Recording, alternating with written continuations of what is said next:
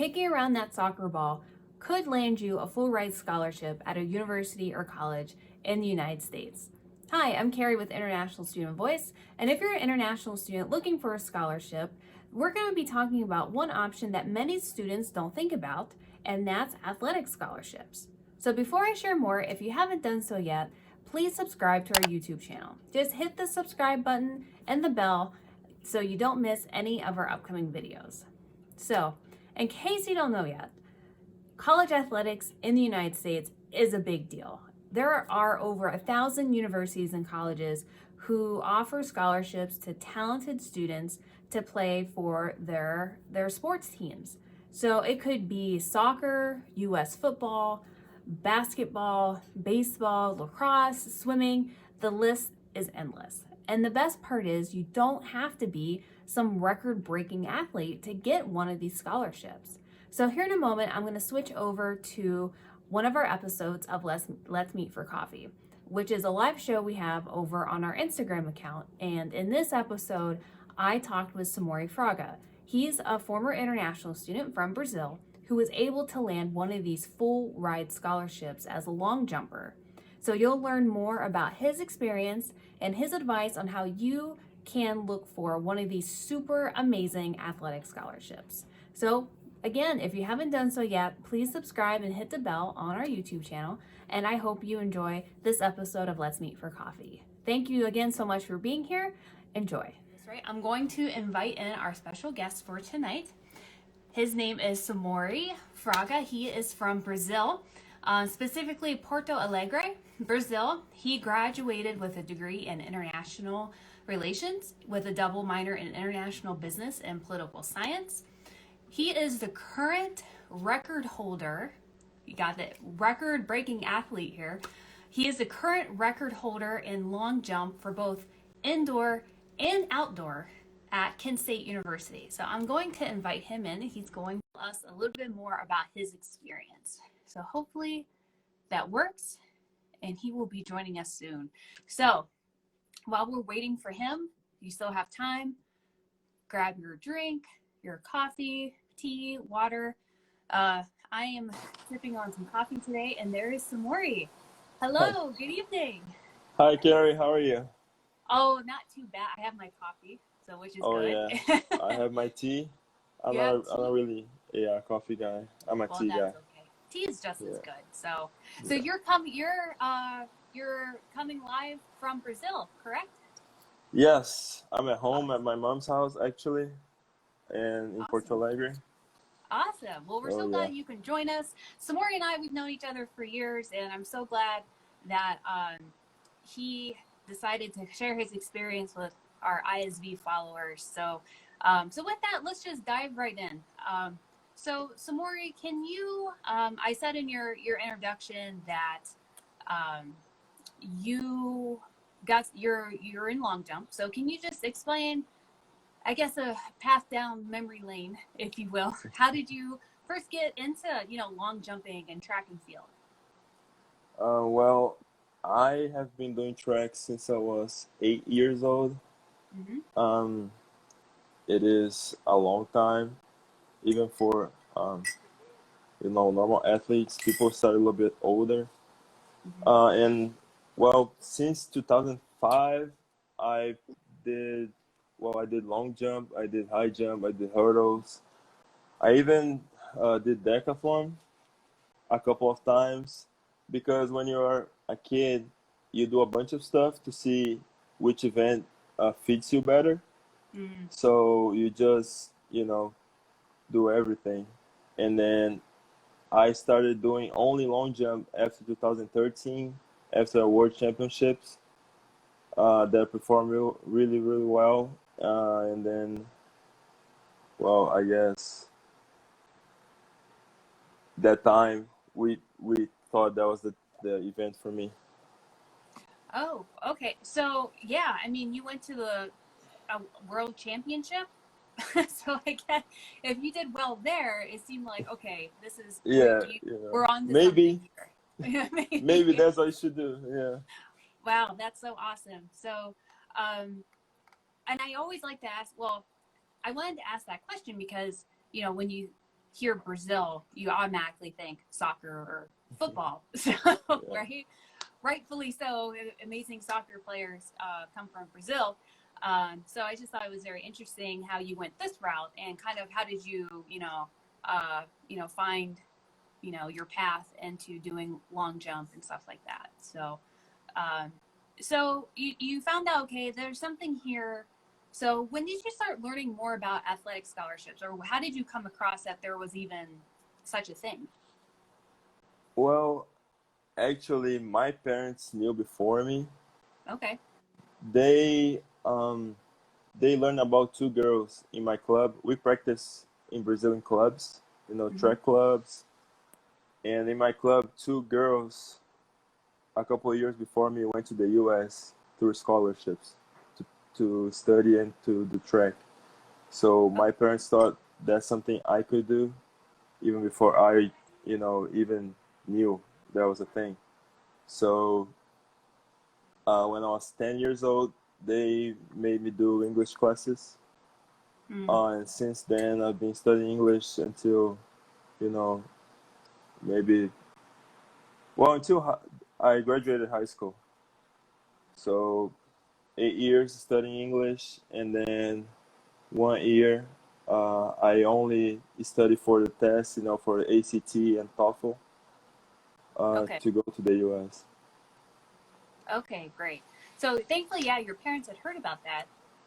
But now I think there's obviously ways you can find online, but that's so Yeah, awesome that it's. your I parents, feel like it's easier now. yeah.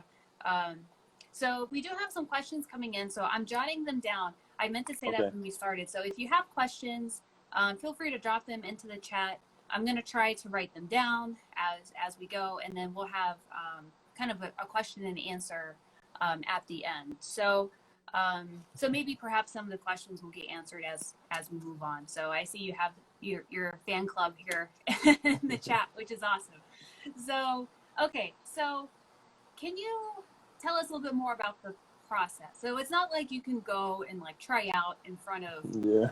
coaches. So how did that work? How did you get in front of coaches and recruiters? How did that work? Yeah. So for team sports, I'm not really familiar with the process. Mm-hmm. But I think, while talking with my friends, I think you send videos and maybe highlight plays Okay. or official stats to the coaches. But first, I would say first you gotta pick a couple of universities you're interested in, you think they have good programs, and Mm-hmm. then you start emailing the coaches. So um, it's easier if you talk directly to the coach. I think it saves you a lot of time. And Mm-hmm. then, but for individual sports, you have your official marks, and you have national rankings, world rankings. So it's easier to see. It's just a number. It's for the coaches. It's super easy to see Mm-hmm. how you perform or how well you are. How good you are. Okay. So you send all your achievements. It's like a little resume. Like a little athletic resume. Okay. You send to the coaches, and then they reply to you, and then you ask if they have scholarship opportunities. Okay. Great. So did you? I might be getting You at can this. send videos too. You sent videos. So did you? Yeah. You just kind of went online and you started looking uh, for universities. Maybe they have coaches, kind of what you were looking for. And a lot of coaches, they have their contact information online. I'm assuming like their email addresses. Um, so with that, I think this is a technical question. So did you have to apply first to universities before you could email coaches, or could you just reach out to coaches and even though you hadn't applied yet? So I guess like how did that work? No, I didn't need to apply first. Oh, I think every college in the U.S. have athletics page, website, mhm. and then they have the coaches' information there. It's super easy. You just contact the coaches, email them, and check if there's scholarship opportunities, because you gotta make sure you ask first, Okay. because if you just, randomly send your resume and achievements, it's just gonna be weird. They'll be like, okay, who is this person? What does he want? Yeah. Okay. So I say you go and email the coaches first, and then they tell you what I have to do next. So I first Okay. emailed the coaches, and then made sure they have scholarships, and then I went to do the English test, ACT, TOEFL, and so on, so on. Okay. So So it seems like a good strategy. You wanted to reach out first. yeah, because it costs Um, money to apply too. So you don't want to absolutely. spend money if you don't need to. Um, and this is something I just want to. We'll get to it. I'm tracking. People have some really good questions here, so I'm writing them down. Go Flashes. I see that. Yeah. So, so did you? How many universities did? How many coaches did you email? How did you decide? Okay, and how many? I guess how many emails did you send out? I'll ask that first question. I sent about 10 emails, 10, Okay. 12 emails. I had a couple universities I thought were good. Mm-hmm. But Kent State actually came to me by accident. I went to a university fair here in Brazil, in my city. And at the time, Kent had a Brazilian office. Okay. And then I talked to the lady at the office at the time. And then that's how I found Kent State. Kent State wasn't originally on my list. Mm. So Wow. that's how I found Kent. Yeah. Well, And then that's I awesome. emailed the coaches, and then, Yeah, yeah. it went from there. That's so awesome. Um, so I'll put in this question because I think it's a natural time to ask. Somebody had asked, um, so you applied, they had scholarships available. So could you share what your scholarship covered at Kent State University? Like, did it Yeah. cover your tuition, room and board?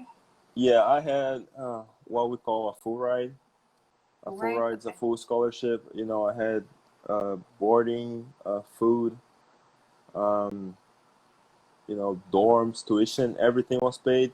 The only thing I need to pay was the plane ticket to go there. Mm-hmm. So everything else was taken care of. So I didn't need to Okay. pay Great. anything pretty much.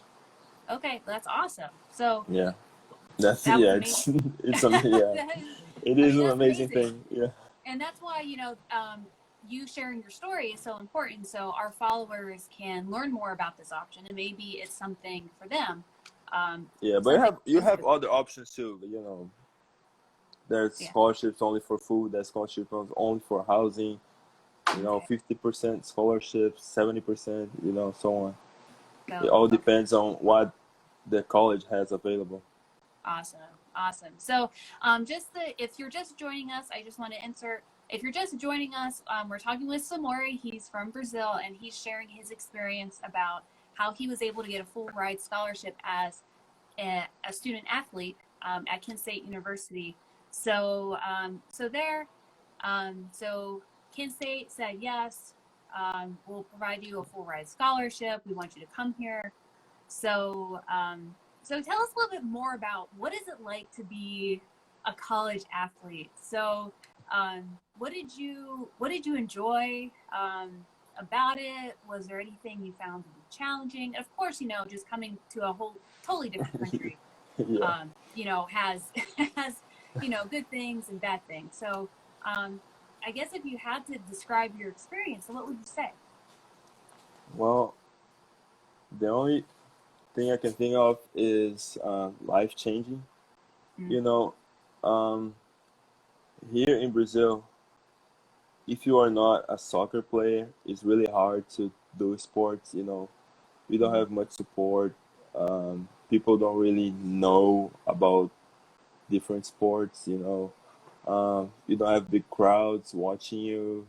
mm, You don't get paid really well. So coming to the U.S., even as student athletes, uh, you can see how people value, mm, how important you are for the university, and even for the whole community, where you live.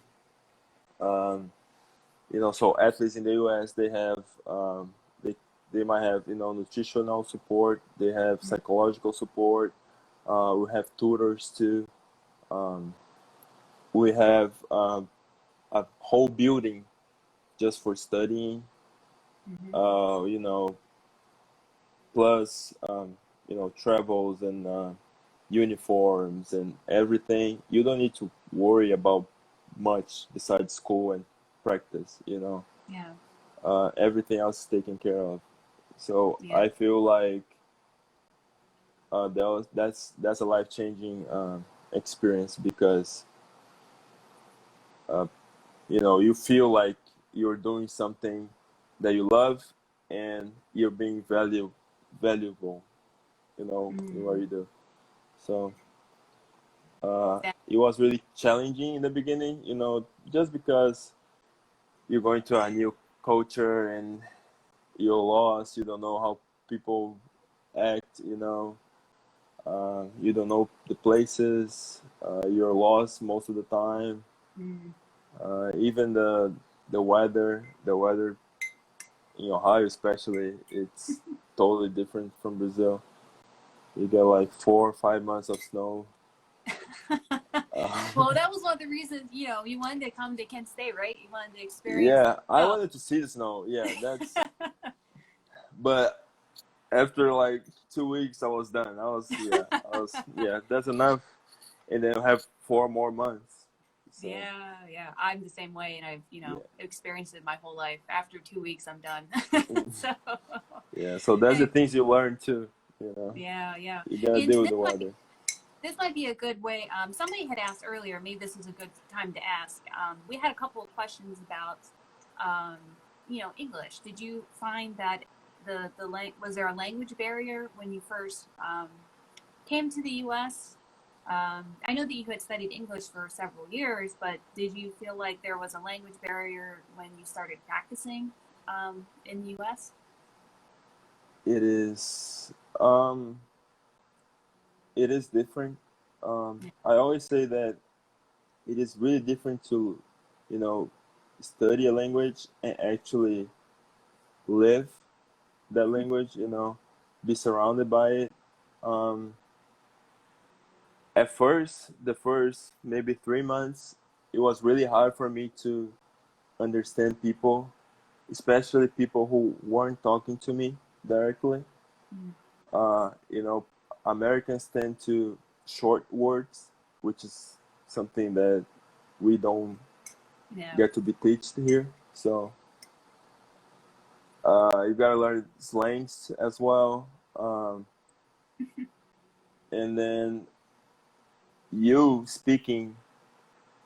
Sometimes people don't really want to wait and see what you're trying to say. They Uh, just are impatient. Um, so that's a negative thing. But most of the time, I could communicate well. mhm. After maybe one semester, it was really fine. I had trouble understanding my classes too at first. Yeah. I recorded all my classes in my first 2 months to, you know, That's listen to them yeah. later. Um, that was a It's a funny good thing too. idea for anybody. Yeah. Yeah, it's a good tip for athletes. Athletes, record your classes. Your professors will like you. Yeah.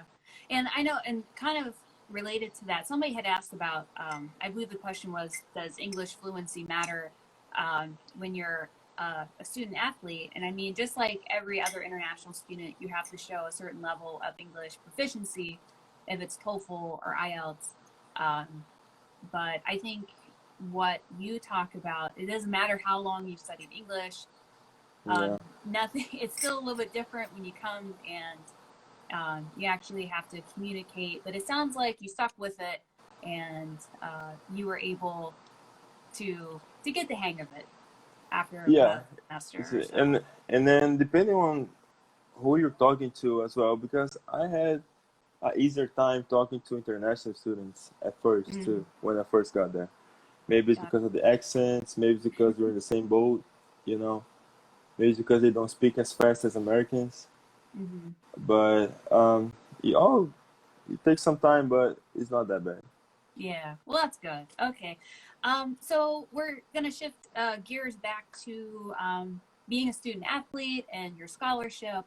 So, in order for you to keep your scholarship, so you had a full ride scholarship, it covered your tuition, your dorm, your food. So, were there any like requirements in order to keep your scholarship? I wasn't sure, did you have to maintain a certain grade point average? Did you have to compete in so many, events? So how does that work? Well, we didn't have many requirements. Mm-hmm. I believe it's not like there's a contract, saying you gotta do this, this, and that so you can maintain your scholarship. Um, we just had to keep a 2.0 GPA, Okay. above 2.0, but that's only because our the NCAA, there's a national association for colleges, sports. Mm-hmm. They have they require us to have a above 2.0. Okay. Um, but other than that, I guess you just have to have good discipline, go to practice, and perform at a acceptable level. Okay. It's Okay. not really hard to maintain it. So I think one of the questions that came up was, can you get a scholarship but not be like super athletic? And I think, um, and that was one of the reasons I wanted to ask. Obviously, and we're going to get into your amazing records that you broke. So I guess what advice would you have? There might be some students, maybe they're not going to break the school record or, anything like that. What would you have to say if they're maybe thinking about trying to apply for an athletic scholarship? Maybe they're, feel like they're pretty good, but maybe, they're not thinking about professional career, or they're thinking, well, maybe I'm good enough. I can make it on the team so it can help pay for school. So do you think people like that could still, I guess, get a scholarship? Yeah, definitely. So in the U.S., um, there are many divisions Mm-hmm. for sports. There's Division One, Division Two, Division Three. Then you have junior colleges. They have their own division as well.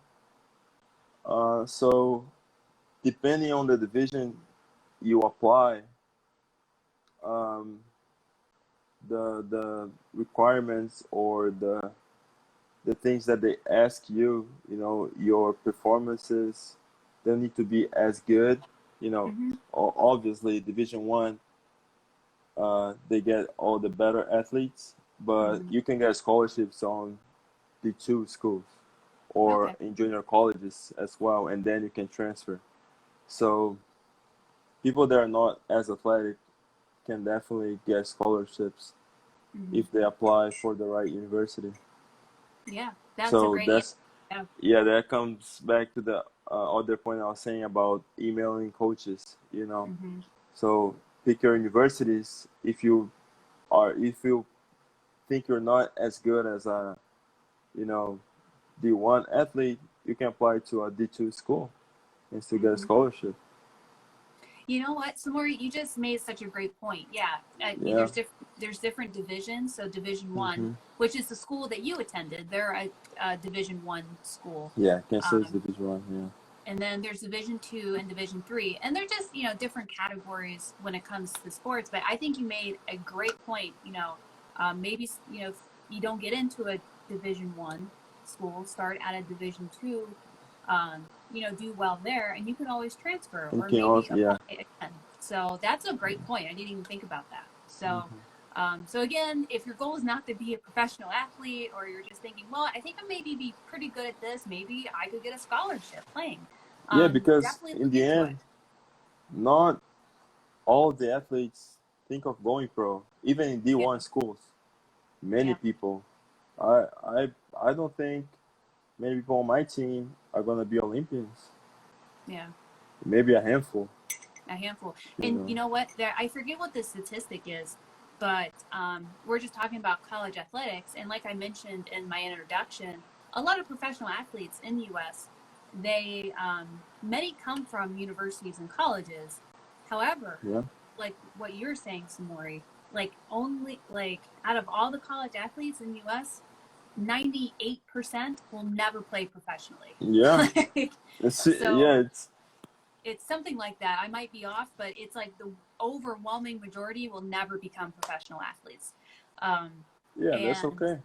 and that's okay, absolutely. So so just encouraging words if you're like, oh my gosh, I'm not like a Samori, I'm not going to be, breaking records. That's okay. I mean, Yeah. if That's you're fine. pretty good, like give it a shot. So I mentioned that the record breaking, so that's what I want to move into. So you had great success as an athlete at Kent State University, and you broke not only one record, but then you turned around and broke your own record because you're like, Yeah. yeah. So tell us a little bit more. Maybe there's more records. I can't keep track. So tell us a little bit more about your success as an athlete. Yeah. Well, during my time there, I broke 3 records. Three. Oh, All of them in long jump. Yeah.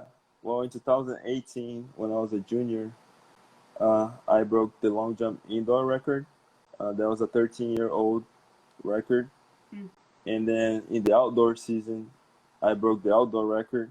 That was a 32-year-old record. That was a wow. very old record. Oh man. Yeah, in the long jump. And then in 2019, in my senior year, I broke my own indoor record. So I love yeah, it. I broke. Well, maybe I broke 2 records 3 times. Can we say that? Okay, there you go. Yep. Yeah, That is amazing. So, yeah, um, it's okay. I it's okay. I don't want to say in feet because I don't know, Oh, it's okay. but indoor it's 775 meters, and outdoor Okay. is 782 meters. Wow. Maybe it's I 25 mean, something, 25 6, yeah. maybe 25 5. I don't know, Yeah, that's something like okay. that. Yeah, Uh, I mean, I still don't that's know feet. totally, that's absolutely amazing. And this is probably a silly question, but I mean, how did that feel? Like, um, I mean, just, you being able to come, you came from Brazil, you know, so just coming to the U.S., finding a full ride scholarship, and studying in the U.S. is a huge accomplishment within itself. But then you're able to break these records. Um, it just if you could put it into one word, I mean, how did you feel about that? It's just, I don't know, it's like a dream coming true. Yeah. You know, it's yeah, it's amazing. I always play with my friends. It's amazing to be the goat, in something. So that's how I I love feel. Oh, I love it. Well, that's so Yeah, awesome, Samori. I'm so glad for all your success. And I know you graduated recently. With your bachelor's degree. I had mentioned it earlier in the introduction. So if you don't mind sharing, so you returned to Brazil after you graduated. So if you don't mind sharing, what are you up to nowadays? Maybe some future plans. So what you up to? yeah. I keep practicing. Mm-hmm. Still doing track. Um, I'm a pro athlete now. I can All say that right. now. Yeah, so That's awesome. uh, that's good. And this year I'm planning to go to the Olympics. I'm trying to make the Brazilian Olympic team, and I'm Awesome. training really hard for that. So That's awesome. hopefully you'll see me in Fingers Japan crossed. later this That year. is so awesome. Well, Yeah, everyone watching, make sure you keep your fingers crossed for Samori. I'm sure you will do wonderful in the tryouts, but we have a whole network supporting and cheering you on. So, and we will definitely, yes, I'm sure we will see you. So, yeah, but that's so awesome. You know, so if you are just, tuning in, Samori just shared his experience about getting a full ride scholarship as a student athlete. So that means tuition's covered, dorm, so that's a residence hall on campus, that was covered, meal plan for your food was covered. broke several records, did amazing. So we appreciate you sharing your experience, your story. Again, you don't have to, think you have to be a professional athlete Yeah. to get an athletic scholarship. So hopefully by hearing Samori's story, this might be an option that you can look into. So in closing, Samori, if somebody wanted to look more into this to see if this is an option for them, you had shared some great advice throughout the whole conversation. So, but is there, any other advice, or if you want to reiterate a piece of advice that you would give an international student? Yeah, I want to say to try to ask for help Mm. um, if you don't know exactly what to do. Before going to the U.S., I had a huge help from one of my friends, Bernardo. He went to the Mm. U.S. as well. He's studying University of Kentucky. Okay. We studied together for the ACT. He helped me writing emails and everything. Without him, I probably wouldn't have gone to the U.S. So thanks, Bernardo, if you're watching that. Um, but yeah, I'd say don't try to do everything by yourself because it's a really stressful process. I got sick many times trying to, because at the time we couldn't just email documents. You have to mail them, and they take Okay. about a month to get in the U.S. Even urgency. So every month you have to send, additional documentation, and then try to email, and then try to communicate, and then you have to check your visa, things, and go to the embassy, and then have your visa interview and everything. So I want to say don't try to do everything by yourself. Uh, ask for help. Try to look for, you know, the right resources to help you or the right people to help you. Mm-hmm. Uh, I'm available too if you have questions. You can find me on Instagram. So, yeah, That's good that's all I'm advice. saying.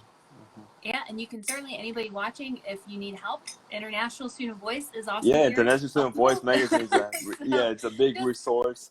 thought Yeah, I would plug that in no, there. you're right. So You're definitely right. we help students all over the world. If they want to come to the US or Canada to study, we can help you with the application, the visa process, and help answer your questions. So feel free to reach out to us as well. So, Samori, we're getting to the end here, but there Yeah, was one question. It was way at the beginning. I wanted to make yeah, sure that I asked.